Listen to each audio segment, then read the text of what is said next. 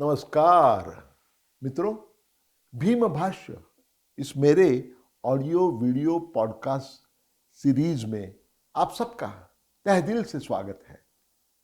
भीम भाष्य इस दृक्श्राव्य श्रृंखला में महामानव डॉक्टर बाबा साहेब अम्बेडकर जी की जो बहुआयामी प्रतिभा थी उसके 25 पहलू, 25 आविष्कार मैं आपको सादर करने जा रहा हूं।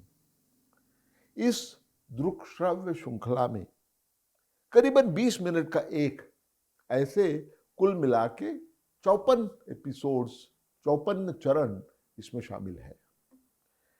इस महाश्रृंखला के माध्यम से डॉक्टर बाबा साहेब अम्बेडकर जी के विचार, उनका कार्य, उनकी फलसफी और विशेष रूप से उन्होंने हमारे भारत देश के लिए जो सपना देखा था वो मैं आपको बताने जा रहा हूं। तो चलिए मित्रों, आगे बढ़ते हैं। भीम भाष्य इस ऑडियो वीडियो पॉडकास्ट सीरीज के इस चरण में, जो कि 23वां चरण है, इसमें हम डॉक्टर बाबा साहेब अम्बेडकर जी का एक बिल्कुल ही अलग पहलू जो था उसके बारे में बात करने वाले हैं। और वो पहलू है डॉक्टर अम्बेडकर का श्रमिक नेता के रूप में उन्होंने जो कार्य किया है उसके बारे में हम बात करने जा रहे हैं।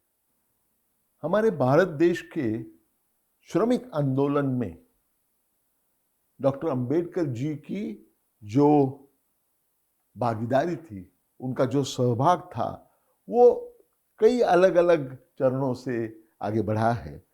जैसे कि 1920 के दशक में हमारे देश की जो श्रमिक आंदोलन था, हमारे देश में जो श्रमिकों का आंदोलन हुआ, तब वो कम्युनिस्ट पार्टी ने बनाई हुई जो ट्रेड यूनियंस थी उनका उस पर बहुत प्राबल्य था।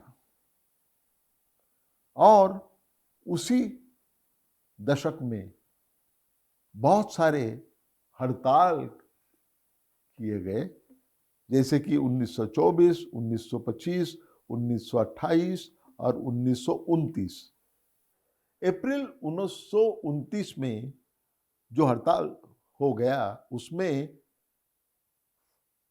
43 टेक्सटाइल मिल्स के कुल मिला के 75,000 इतने हजार श्रमिक उसमें शामिल हो गए थे। और आगे चलकर 1934 में और भी हड़ताल मिल्स में हो गया। हड़ताल करने का जो हक है मजदूर का, श्रमिकों का जो हक है, उस पर उनका पूरा विश्वास था। लेकिन ये जो अस्त्र है, ये अस्त्र विवेकपूर्ण तरीके से उसका इस्तेमाल होना चाहिए, ये उनकी भूमिका थी। राजनीतिक फायदे के लिए हड़ताल का अस्त्र खड़ा करना ये अनुचित है, ये डॉक्टर बाबा साहेब अम्बेडकर जी की भावना थी। उन्होंने जो कम्युनिस्ट लोगों ने जो स्ट्राइक्स किए थे 1920 के दशक में, वो सबका बहुत विरोध किया, क्योंकि उनकी राय में वो सारे हड़ताल ये राजनीतिक फायदे के लिए किए गए थे। 1929 में जो बड़ा हड़ताल हुआ उसके खिलाफ तो अपने मुखपत्र में, बहिष्कृत भारत में, डॉक्टर अंबेडकर जी ने बड़ा अभियान चलाया उसके खिलाफ। उनका कहना था कि पहले से ही श्रमिकों की, दलित श्रमिकों की अवस्था बहुत बुरी तरह से पिट गए हैं, बुरी तरह से जी रहे हैं। इसके पहले जो हड़ताल हो गए थे उनकी वजह से, और वो साहूकारों के फंदे में फंस गए हैं। ऐसी हालत में उनको फिर से बोलना कि आप हड़ताल कीजिए, ये अनुचित है। उन्होंने उनका कड़ा विरोध किया। जाहिर है कि कम्युनिस्ट नेताओं को, साम्यवादी नेताओं को ये बात बिल्कुल पसंद नहीं आई और उन्होंने डॉक्टर अंबेडकर जी को श्रमिकों का शत्रु ऐसी उपाधि प्रदान कर दी। वैसे देखते हैं तो डॉक्टर अंबेडकर जी की भागीदारी शुरू होती है 1934 में, जब वो बॉम्बे म्युनिसिपल कर्मचारी संघ के अध्यक्ष बन गए। लेकिन सही मायने में ऐतिहासिक क्षण तब आया जब डॉक्टर अंबेडकर जी ने अपने स्वतंत्र राजनीतिक पार्टी का ऐलान किया। जैसे कि हमने कहा, उसका नाम था स्वतंत्र मजदूर पक्ष, यानी कि independent labour party. Doctor Ambedkar ji ने यह नोट किया था कि जो औद्योगिक श्रमिक है उनके लिए काम के घंटे कितने हो, ज्यादातर कितने हो सकते हैं, उसके बारे में कायदा करना चाहिए।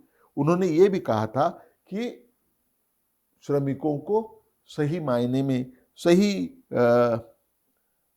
वेतन मिलना चाहिए, और जो छुट्टी मिलेगी वो छुट्टी वेतन के साथ छुट्टी मिलनी चाहिए। उनके लिए आरोग्यपूर्ण और सस्ते घरों का इंतजाम भी करना चाहिए। ये उन्होंने अपने इंडिपेंडेंट लेबर पार्टी के मैनिफेस्टो में भी नोट किया था।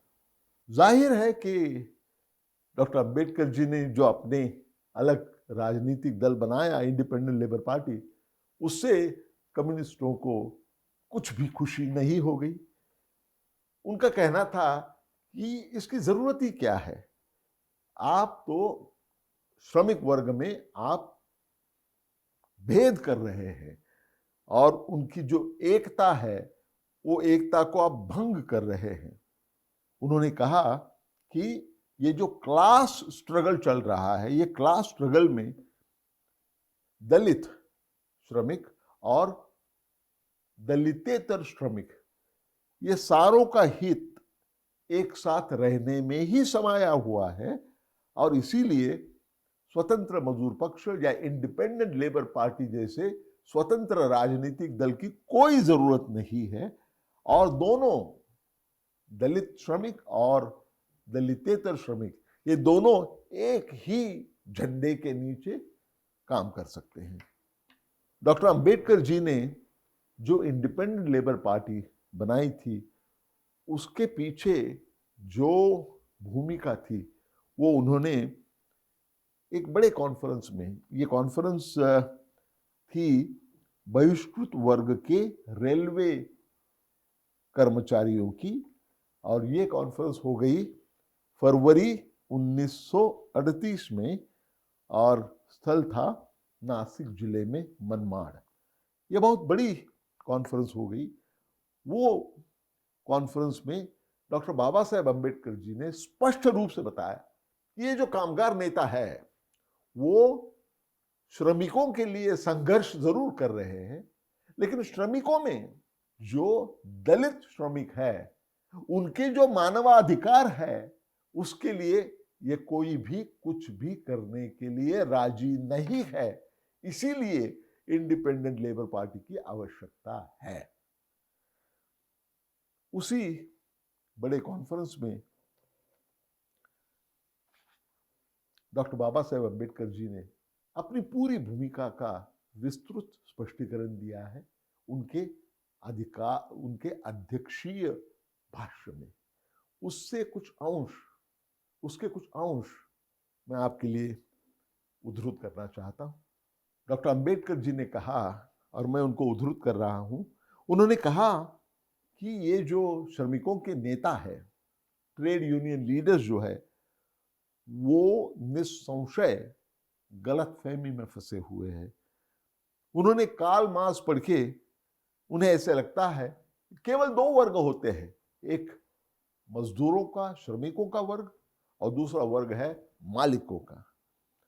और मार्क्स को पढ़ने के बाद में वो ये गृहीत समझते हैं कि अगर ये दो ही वर्ग है तो हमारा उद्देश्य क्या होना चाहिए, पूंजीवाद को नष्ट करना, यही हमारा उद्देश्य होना चाहिए।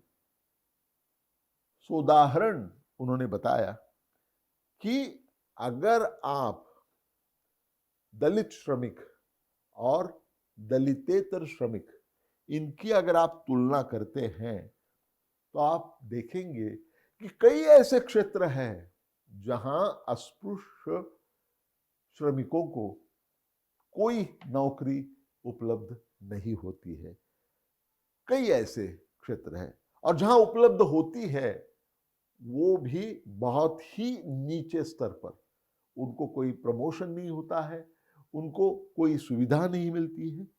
उन्होंने एक बहुत महत्वपूर्ण वाक्य इस भाष्य में कहा है।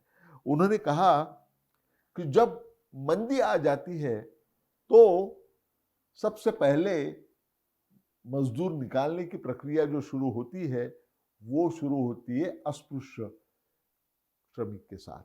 और जब समृद्धि की तरफ बढ़ती है, अर्थव्यवस्था बढ़ने लगती है, तब सबके अंत में नौकरी पर किसको लिया जाता है? अस्पृश्य श्रमिक को। अगर आप श्रमिकों का ऐक्य चाहते हैं, अगर उनमें एकता चाहते हैं, तो श्रमिक वर्ग में जो दलित कर्मचारी है और उनका और जो दलितेतर कर्मचारी है उनमें जो शत्रुत्व की भावना होती है उसको पहले दूर करना चाहिए और पूरे श्रमिकों को एक करने का वो सबसे अच्छा तरीका है। डॉक्टर अंबेडकर जी का ये जो रवैया था, ये रवैया उन्होंने आगे चलकर जब इंडस्ट्रियल डिस्प्यूट्स बिल 1938 ये विधेयक जब मुंबई इलाके के जब विधानसभा में जब वो आ गया था तो डॉक्टर अंबेडकर जी ने उसका कड़ा विरोध किया। पहले तो वो हड़ताल को विरोध करते थे, लेकिन इस हड़ताल को, इस विधेयक के विरोध में जो बड़ा हड़ताल होने वाला था उसके लिए पूर्णतः डॉक्टर अंबेडकर जी ने समर्थन दिया। और वो समर्थन विसंगत नहीं था, उनकी भूमिका से बिल्कुल विसंगत नहीं था। सितंबर 15, 1938 इस दिन में जब मुंबई इलाके की विधानसभा में जब इंडस्ट्रियल डिस्प्यूट्स बिल की चर्चा हो रही थी तो उसमें बहुत ही महत्वपूर्ण भाषण डॉक्टर अंबेडकर ने दिया। ये जो बिल आया हुआ है, Bombay trade disputes conciliation act of 1934, इसमें बदलाव लाने के लिए ये बिल आया गया है 1938 का बिल। और ये जो बिल है, ये जो विधेयक है, ये क्या बदलाव लाता है? जब 1934 का कायदा आया था उसमें श्रमिक और मालिक इनमें समझौता करने का जो तरीका है उसको स्वैच्छिक बनाया गया था। लेकिन अब की बार जो विधेयक आया था उसमें ये जो स्वैच्छिक धारणा थी, समझौता स्वैच्छिक होना चाहिए, उसको बदल के उसमें बदलाव लाके जो प्रोविजन की गई, जो प्रावधान रखा गया वो ये था कि मजदूरों में, श्रमिकों में और मालिकों में जो समझौता होगा वो स्वैच्छिक नहीं है, वो करना ही होगा। डॉक्टर बाबा साहेब अम्बेडकर जी ने सबसे महत्वपूर्ण जो प्रावधान ये नए एक्ट में था, विधेयक में था, उस पर हमला किया। उसमें प्रावधान ये था कि कुछ विशिष्ट वातावरण में हड़ताल करना यह गैर कानूनी है और उसका समर्थन भी कर दिया था। डॉक्टर अंबेडकर जी ने कहा कि ये जो क्लॉजेस है ये समर्थनीय तब होंगे, सरकार की तरफ से जो युक्तिवाद किया गया था वो ये था कि हड़ताल को गैर कानूनी, विशिष्ट वातावरण में गैर कानूनी बनाना ये आवश्यक ही है, क्योंकि हड़ताल करना ये कोई श्रमिकों का हक नहीं है। ये युक्तिवाद, ये आर्गुमेंट सरकार की तरफ किया गया था। उसका करारा जवाब डॉक्टर अंबेडकर जी ने अपने इस भाष्य में दिया है। डॉक्टर अंबेडकर जी ने कहा, और मैं उनको उद्धृत कर रहा हूं, हड़ताल का मतलब क्या है? स्ट्राइक, यानी कि हड़ताल का मतलब है अनुबंध का उल्लंघन, ब्रीच ऑफ कॉन्ट्रैक्ट। मेरा यह कहना है कि हड़ताल ये तो सिर्फ स्वतंत्रता के अधिकार का दूसरा नाम है। अगर स्वतंत्रता का अधिकार हमें है तो जरूरी है कि हड़ताल करने का हक भी होना चाहिए। ये प्रतिवाद उन्होंने किया और फिर उन्होंने कहा, और मैं उनको उद्धृत कर रहा हूं, मेरी राय में ये जो विधेयक है इसको मजदूरों के, श्रमिकों के नागरिक स्वतंत्रता निलंबन का कायदा, ऐसे नाम देना चाहिए। इस विधेयक में ऐसे दर्शाया गया है कि हड़ताल करने का अधिकार तो केवल 2 महीने के लिए स्थगित किया जाएगा। उसके बाद में अगर चाहते हैं तो श्रमिक अपना हथियार उठा सकते हैं, हड़ताल कर सकते हैं। लेकिन डॉक्टर अंबेडकर जी ने बताया कि इसी बिल में, इसी विधेयक में बहुत सारे ऐसे प्रावधान हैं जिसकी वजह से हड़ताल करना ये श्रमिकों के लिए अशक्यप्राय हो जाएगा और उन्हें गुलामगिरी में ढकेला जाएगा। ये कारण है, इसके लिए उन्होंने इस बिल का कड़ा विरोध जताया। अपने भाषण में अंत में उन्होंने कहा कि ये बिल जो है इसको पारित नहीं होना चाहिए। ये श्रमिकों के पैरों में श्रृंखला डालने वाला विधेयक है। जो श्रमिक है वो अब नहीं जानेंगे, लेकिन जब वो बिल पारित होके उसका सामना करना पड़ेगा तब सारे श्रमिक जान जाएंगे ये जो बिल है ये बुरा है, रक्त पिपासु है और भयंकर है। सर, मैं कदापि इस विधेयक को सपोर्ट नहीं कर सकता हूं। इन शब्दों में डॉक्टर अंबेडकर जी ने अपने महत्वपूर्ण भाष्य का समारोप किया।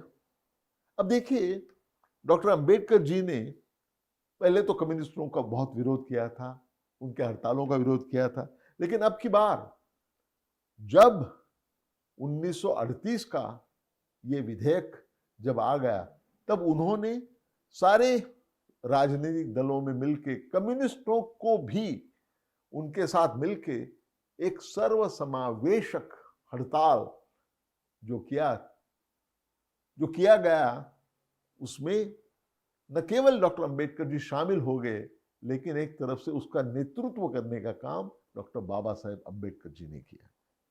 देखने वाली बात यह है कि डॉक्टर अंबेडकर जी ने अपनी जो इंडिपेंडेंट लेबर पार्टी थी उसको सुरक्षित रखे हुए औरों के साथ में और राजनीतिक दलों के साथ में, जिसमें कम्युनिस्ट भी शामिल थे, उनके साथ में एकजुट करके इस कायदे के खिलाफ बड़ी हड़ताल जो थी उसका नेतृत्व किया और आगे चलकर इसी वजह से उन्हें श्रमिकों का नेता ऐसे मानने जाना लगा। इस तरह से देश भर में डॉक्टर अंबेडकर जी को एक श्रमिकों के नेता के रूप में उन्होंने जो काम किया था उसकी पूरे देश भर प्रशंसा होने लगी।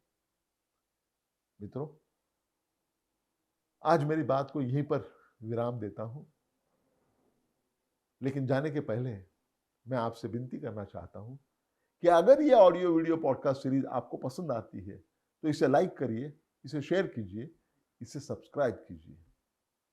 फिर मिलेंगे जल्द ही। तब तक के लिए आपकी आज्ञा चाहता हूं। धन्यवाद। नमस्कार।